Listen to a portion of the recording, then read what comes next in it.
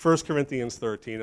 I'm not going to offer a ton in the way of introduction this morning other than to say that I want to spend probably 3 or 4 weeks looking at the attributes of love outlined by the Apostle Paul in 1 Corinthians 13, specifically through the example of Jesus. Why? Well, 2 quick reasons. Number one is this world needs love now more than ever. It's hurting out there. And in many contexts, it's hurting in here too. And what we see is that the Lord uses love as this transforming agent to bring forth his work in our lives. Number two, I just want to talk about Jesus for a while. You know, I love teaching the whole of the Word, and we do our best to try to cover the entire book, Genesis to Revelation. But sometimes I feel compelled in the Lord just to go back to the Gospels and to present to you publicly the life and the teaching in the work of Jesus Christ. Now, 1 Corinthians 13, we're really going to be highlighting just a few verses, but I want to set the table in this opening session with a couple of thoughts. So, note takers, let me just kind of begin to put forth the following. 1 Corinthians 13 is significant because Paul opens by really identifying what I'm going to call the supremacy or the priority of love. 1 Corinthians 13, are you there? I'm reading from the NIV. This is what it says starting at verse 1. If I speak in the tongues of men or of angels, but do not have love, I am only a resounding gong or a clanging cymbal. If I have the gift of prophecy, and again in context, he had just spent some time talking about the gifts of the Spirit in chapter 12. He would go on in chapter 14 to continue and really focus on prophecy and more. But if I have the gift of prophecy and I can fathom all mysteries, in all knowledge, and if I have faith that can move mountains, but I don't have love, what does it say? I am nothing. I want you to catch the gravity of this thing called love and how it truly is this hub that everything else revolves around. If I give all that I possess to the poor, and I give over my body to hardship that I may boast, but I don't have love, I gain nothing. How many realize that spiritual gifts in faith, in charity, in a willingness to even die for the faith, those are good and noble things. But if they're not predicated upon or rooted in love, they're hollow. They're man-made. They're not what he's looking for. He's looking for something deeper. Now skip way down to verse 8. Because point number 2 is I want to establish in this chapter what I'm going to call the enduring nature of love. What does it say in verse 8? Love what? Never fails. And it's this idea of love endures. It continues. It persists. Now, Paul, he's going to offer a bit in the way of contrast here. And I want you to follow his train of thought. Love never fails, but where there are prophecies, what's the ultimate destiny of prophetic unction? They will what? It will cease. Where there are tongues, and we believe in tongues and the interpretation of tongues, I pray that you experience that, but where there are tongues, they will what? They'll be stilled. And where there is knowledge, it will pass away. For we know in part and we prophesy in part, but when completeness comes, and this is a whole sermon unto itself, I would put forth that completeness is referring ultimately to the coming of Christ and the kingdom that he will establish. When that comes, what is in part disappears. He continues, when I was a child, I talked like a child. I thought like a child, and I reasoned like a child. But when I became a man, I put the ways of childhood behind me. For now we see only a reflection as in a mirror, but then we shall see face to face. How many look forward to the day of that face-to-face encounter with the Lord? Now I know in part. Then I shall know fully, even as I am fully known. And now these three remain. What are they? Faith, hope, and love. But the greatest, the supreme one is what? Let me explain this quickly. The gifts of the Spirit in particular, and in context, that's what he was addressing before and will address after. They do play a critical role in the upbuilding of the church and in this present order. But this is an order or an age that will ultimately pass. In the kingdom that Jesus will establish upon his coming, there will be no more need for such elements. We will move on from such things as a child eventually moves on from a place of immaturity to maturity. Yet in that kingdom, guess what? Love will still remain. The day will come when faith shall be made sight. And all that we hope for individually and collectively will be ultimately fulfilled. But you fast forward long enough, and we will never exhaust the obligation to love the Lord and to love others. Love never what? Fails. It continues. Now, I want to go back to verse 4, and this is what's really going to be the bedrock of this series. That was all introduction. That was free. Verse 4, what's the nature of love? And I love that the Apostle Paul characterizes love not by offering a definition like it's a textbook, but he speaks to the attributes of love, or the way that love manifests in our lives when it's done properly. Love is what? I'm gonna have some crowd help here. Can we erase that? Love is what? It's patient. Love is kind. We're going to break each of these down with example in the life of Jesus Christ, but I want your mind to begin to go down this particular set of avenues. It doesn't envy and it doesn't boast and it's not proud. It doesn't dishonor others. It's not self-seeking. It's not easily angered. And it keeps no record of wrongs. Love does not delight in evil, but rejoices with the truth. Oh, we're going to spend some time with that one in a couple of weeks. Look at this fourfold always. It always protects. It always trusts. It always hopes. And it always perseveres. When we talk about love, it's this multifaceted, complex thing that manifests and is to manifest in our lives as the Spirit of God within us cultivates this particular aspect of the fruit of the Spirit. You see, if we're going to be Christians and we're going to be like Christ, we're going to have to learn how to love. And not just love him in the vertical sense, but love one another in the horizontal as well. I want to spend some time looking at the opening three descriptors regarding love and how Jesus uniquely manifested them and really perfectly manifested them. You know, you may be a loving person, and I try to be in the Lord, but I have not mastered this. There are moments of my life that, yes, I did characterize patience. There were also moments of my life that were gross when it came to suffering long with others. But Jesus always nailed it. And I want to show you that a little bit in Scripture. So what does the term patience mean? Does anybody know my other favorite English translation of the word patience? Dear Cheryl, you always know this one because you use it too. Long-suffering. The ability to suffer long. Well, what does it mean? Note takers, here we go. It connects to our ability to bear with one another properly and endure in the arena of human associations. How many of you have a spouse? We'll ask this question. Ladies, how often do you have to suffer along with your husband?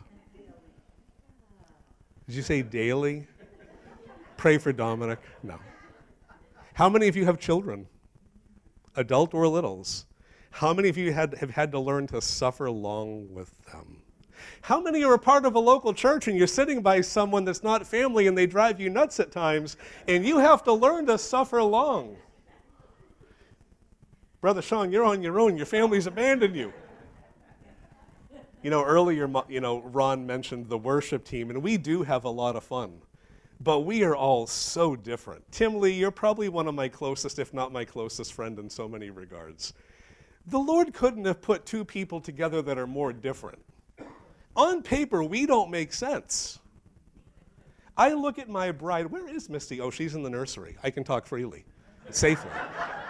But I look at her and me, and I'm like, this doesn't make a lot of sense. Opposites attract, they say. You're going to have to learn to put up with people. Because the alternative, it's not good. The alternative is isolation, judgmentalism, and beyond. But I move on. Let's go to love is patient. My notes have betrayed me. Here's a quote here. Patient endurance is the hallmark of a loving character. I like this. Love melts away the impatience and the frustration that so often hampers our dealing with others. When the object of one's love, this other person that you have to love, when they fail you or disappoint you in some manner, the only recourse is to love patiently. This is what Jesus demonstrated perfectly. I want you to consider, and I'm gonna kind of just throw a bunch against the wall here and see what sticks in your heart. Consider what he had to put up with regarding his disciples. You know, if you're a student of the Gospels do not portray his innermost circle as these venerable, saintly, stained-glassed figures. Deeply human, which means they were deeply flawed. What a motley crew he had put together. Jesus had connected himself with fishermen and tax collectors and zealots and more, who ongoingly tested his patience with their immaturity. These were people who spoke at the wrong time, people who panicked at the worst of times, people who fell asleep in key moments, people who argued about truly petty things. What was the favorite discussion or debate amongst the disciples? Which of us is going to rule the roost? And Jesus would look at them saying, you have no idea what you fully signed up for.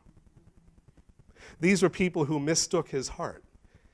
And I'll say this as nicely as I can. They proved genuinely dense. Because he would say something clearly, and the scripture would say, they didn't get it. Can I be honest? I'm not saying it of you, I'm saying it of me. I have an ability to be dense at times, and the Lord has to show me patience. Now, I want to show you an example of Jesus' patience that I think is beautiful. Let's go to the book of John. Keep your finger or your thumb in 1 Corinthians 13, but I want you just to see a little bit. I have too much in my notes. You can download the notes midweek when it's posted online. But I want to look at John chapter 20, and I want to just show you one brief example of Jesus' patience, his willingness to endure others and meet them where they were, and this is the key, in order to bring them to where he wanted them to be. There's an adage, and it rings true, the Lord loves you just like you are, but he refuses to leave you that way. So when he meets us in patience, it's with the ultimate goal of bringing us into conformity with his will and purpose. John 20, starting at verse 24. At this point in context, Jesus has already begun to reveal himself to the followers at varying intervals after being resurrected. So he had died, he had been buried, and now he had risen. And he's beginning to show himself to the people, to the apostles. But look at what it says in verse 24. Now Thomas, also known as what? Didymus. See, it was a multilingual society, and you would have multiple names and even nicknames. What does Didymus mean? Twin. Which I would say logically leads us to conclude, are you ready for the depths of this? He was probably a twin. I digress. But Thomas, one of the 12, was not with the other disciples when Jesus came. You see, if you rewind the tape, it'll show that Jesus manifested to the group, and Thomas was not there. But the other disciples told him, we've seen the Lord. And they had. It was real. It was legit. But he said to them, all eyes this way. This was a man that had walked with Jesus for years. And he had seen a few things. What are some things that Thomas had seen that would indicate that Jesus is both powerful and able to keep his word? I think walking on water is a pretty good way to establish your bona fides. Or maybe raising the dead on multiple occasions. This is a guy that normal things, abnormal things, I'll phrase it that way, supernatural things tended to happen on the regular. But here we see Thomas being a bit stubborn. And he earns a moniker or a label here. What do we often call Thomas? Doubting Thomas. And look at what he says. Unless I see the nail marks in his hands, and I put my finger where the nails were and put my hand into his side, I will not believe. At a human level, I get it. because people tend not to come back from crucifixion. It tends to be a rather permanent condition, this thing called death. And he didn't want to be deluded or have a false sense of hope. He wanted the real thing. But he's being a bit stubborn and a bit hard-hearted, I would put forth in the text. Now, the Lord in his sovereignty leaves him in that condition for a little while, because what does the next verse say? What's the time jump that we're about to see? It's a week later. Sometimes the Lord in his wisdom will let you stew for a while. Oh, you want to round the mountain? Okay. I'll wait. I'll be here when you get back around. A week later. I wonder how challenging that week was for Thomas. Having to put up with the rest of these guys that all had come to see and believe Jesus, but you hadn't yet. If the Lord really loved me, he would have showed himself to me. You begin to kind of enter into what it was like here. But a week later, the disciples were in the house again, and Thomas this time was with them. And though the doors were locked, Jesus came and stood among them and said, "Peace be with you," to the group. I love the next part, though. Then he said to who? To Thomas. Put your finger here. See my hands. Reach out your hand.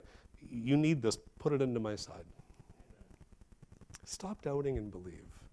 And I think that there's this, I always read this as, because I know the nature of the Lord based on other texts, there's this sense of loving discipline of why are you still being stubborn with this in light of all that you've seen and heard? But at the same time, there's a tenderness of, I want you to be where I want you to be. If this is where I need to meet you, I'm willing to do it. But you have an obligation. Stop being stubborn. What you see here, I would put forth as a beautiful sense of patience. The Lord enduring with someone that's struggling, but meeting them where they are in a wonderful way. And apparently this has a transformative impact upon Thomas. What does he exclaim? "My Lord and my God." Now that he is seen, he's moved to a place of faith. We don't know scripturally how Thomas's life comes to an end, but tradition says that he was speared in India. That's a bit of a walk from the Middle East, by the way. What would prompt something like that? Because he had encountered Jesus, who was willing to put up with him and bear with him and meet him where he was to bring him to where he ought to be. This is how we are to treat one another. You know, I said it earlier, people will drive you crazy. People will disappoint. Stick around me long enough, I'll find a way. People fail. But I want you to listen to what Scripture says regarding the church and how it's to interact. Starting in here, by the way. Where does charity begin? At home. And I would put forth that spiritually, this is home that we operate from. Before we can practice patience out there, this is the sandbox where you practice. As God's chosen people, the Apostle Paul said in Colossians 3, don't turn there, but I can give you the note. Holy and dearly loved, clothe yourself. I love the idea of putting on these virtues. Clothe yourselves with compassion and kindness and humility and gentleness and patience. Bear with each other. See, there it is. And forgive one another. If any of you has a grievance against someone, forgive others, as the Lord forgave you. So I look at this body, I look at my family within it, I look at my life, and I would remind us that love is patient. It's characterized by that. And we are under obligation to walk in that. Point number 2. Love is patient according to 1 Corinthians 13. What is the next attribute of love? Love is kind. The underlying term speaks to being useful to God in the remedying of human need. I love this term. If you dig into the underlying Greek, it means to be useful to God in the remedying of human need. It speaks to benevolence and charity. I have one quote. It speaks to the meeting of real needs in God's way, in his timing and fashion. It's a spirit of tender concern that meets people where they are, dealing with real human needs while avoiding harshness or cruelty. I'm going to read you a battery of texts. Don't turn to these, but I want you to hear them and I want you to see what jumps off the page. Matthew 9 says, Jesus went through all the towns and villages, teaching in their synagogues, proclaiming the good news of the kingdom and healing every disease and sickness. When he saw the crowds, he had compassion on them because they were harassed and helpless like sheep without a shepherd. And that sense of compassion led Jesus to kindness. I'll give you another one. This is one of my favorite passages. If I could go back in time and see one miracle, it would be this one. Jesus went to a town called Nain, according to Luke 7, and his disciples saw a large crowd, and his disciples and a large crowd went along with him. As he approached the town gate, a dead person was being carried out, the only son of his mother, and she was a widow. Let's just stop there for a moment. What was this woman's life now like? Fundamentally, it was over. She was a widow, which meant she had no what? Husband. And now she had lost her only son. You know, we live in an age of social safety nets, and we get checks from Uncle Sam and more, and there's a place for that. This woman did not have those options. You want to know what her life was likely going to be like moving forward? She had really one of two choices functionally: to sell her body for money, which many women tend to do in tough times. By the way, I think 1 in 10 girls are on OnlyFans now. I read the statistic. If you don't know what OnlyFans is, Lord bless you, but our generation is plagued with pornography and more because sex still sells. So she had that option. Or she could beg. In a culture that would have deemed her accursed because God would not have taken the life of her husband and her child if she was truly his. How quick do you think they were to open their pockets to give to such a one? But it says when Jesus saw her, I love this, this is what Scripture says, his heart went out to her. And it says that he went and he said to her, don't cry. You know what you're seeing there is you're seeing what's going to be the opening of something radically kind.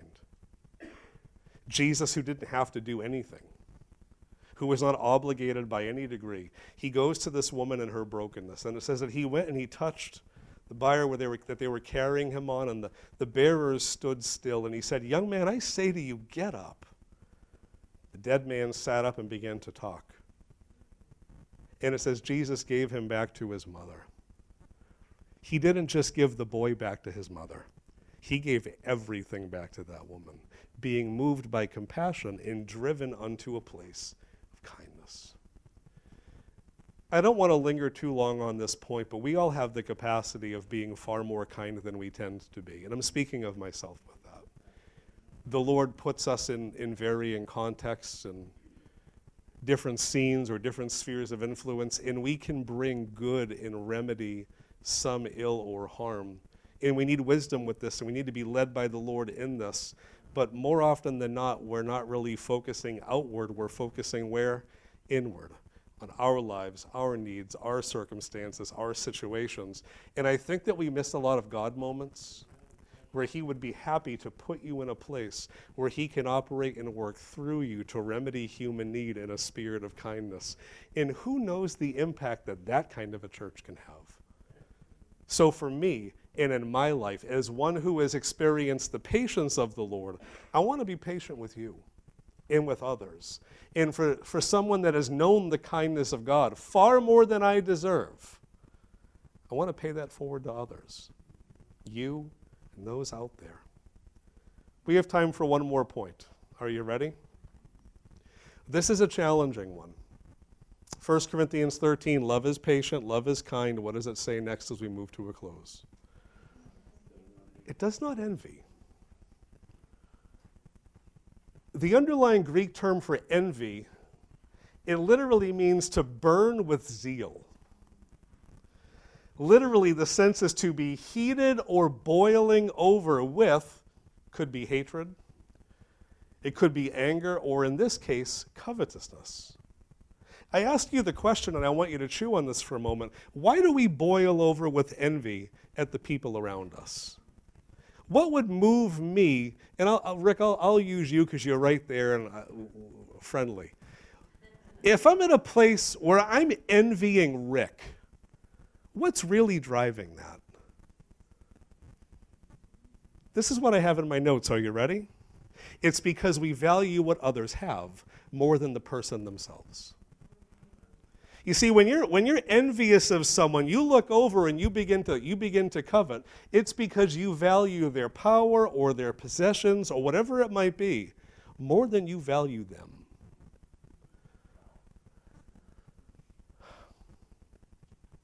But what happens when we value people over things? Then we're freed to serve and to love. When you look at the life of Jesus, when it comes to those impulses that would drive envy or covetousness, we don't see him really being susceptible to them. Let me give you just a few super quick. Jesus was not moved by personal power. Hear me when I say this. If Jesus desired power, he could have had it on multiple occasions. You know, it says following the feeding of the 5,000 that the people saw the sign that Jesus performed, and they began to say, this must be the prophet who is to come into the world. And Jesus, knowing that they intended to come and make him king by force, you know what he did? He withdrew to a quiet place. You see, if Jesus' heart was power in the accumulation of power in the earthly sense, he could have simply said, oh, you want to crown me king? By all means. But it says he withdrew to a mountain by himself, pulled away from that, because that wasn't the will of the Father for him to be crowned in that manner. Would he ultimately be crowned? Absolutely, but through a cross. Jesus was not moved, point number 2 for this, he wasn't moved by the desire for personal prestige or notoriety or fame or accolade. If Jesus desired those things, he could have easily secured that at any moment. It says regarding the temptation in the wilderness that the devil took Jesus to a very high mountain and showed him all the kingdoms of the world in their splendor, saying, this I will give you. The only price tag is take a knee and worship me. If Jesus wanted fame, he could have had every kingdom in that moment, had he simply broken from the will of his Father and yielded to the will of another. But he wasn't moved by his own fame and his own glory, but the fame and the glory and the reputation of someone else. Number 3, he was not moved by personal possessions. I think if we were to spend real time with Jesus following him on the earth, we would have a very tough time assimilating to the way he does things. It says in Matthew 4 that a teacher of the law came to Jesus, saying, teacher, I will follow you wherever you go. Isn't that beautiful? I would love for someone to come to me and say, I will do whatever Jesus tells me to do. Praise God, we're going to have revival in this place. Jesus looks at this guy who had just claimed that he would follow him wherever he went. You know what Jesus said? Listen to this, and it's painful. Foxes have dens. Birds have nests. But the Son of Man has no place to lay his head. In other words, it's wonderful that you want to follow me, but I don't know where I'm sleeping tonight. Can you put up with that? Are you still willing to follow? This wasn't a person that was given to the accumulation of possessions or power or prestige. And I would put forth that since Jesus was never moved by these influences as we are, he was never moved to a place of envy. He didn't desire the authority or the accolades or the means of others. He didn't resent others for it. He didn't live in a state of constant comparison, wishing he had what others had and experienced their lots in life. Rather, he was a man who knew rest in the call and in the provision of God, which freed him, and this is the beautiful thing, to simply serve with no strings attached. I end with this, and that's not a pastoral lie. I wonder how much time and energy we waste coveting that which belongs to others versus just serving them. Are we moved by their power and prestige and possessions and the desire thereof more than we're moved by the Lord? I have in my notes, how often do we love things and use people when we're called to use things and love people? Be wary. I wonder how much time and energy we waste in comparing ourselves with others in their lots in life versus just finding rest in the call and in the provision of the Lord. How much of our capacity is forfeit, truly wasted, on an unhealthy sense of comparison that only serves to fuel resentment and bitterness rather than seeking connection and humility? Final one, I wonder how much time and energy we waste prioritizing our own earthly kingdoms versus prioritizing His, to truly live selflessly and sacrificially as others have. I'll tell you, I'm not great at this at times. And I have personally experienced what Proverbs 14 verse 30 says. A heart that's at peace, that gives life to the body. But listen to this as we end. But envy rots the bones. So love is patient. Love is kind. And it doesn't envy. I would challenge you this week to prayerfully, and as you rely upon the power of the Lord to do so, seek ways for these traits to be present in your life. And continue to read through verse 7 and look at the nature of love and what the Lord can do in the midst and through you.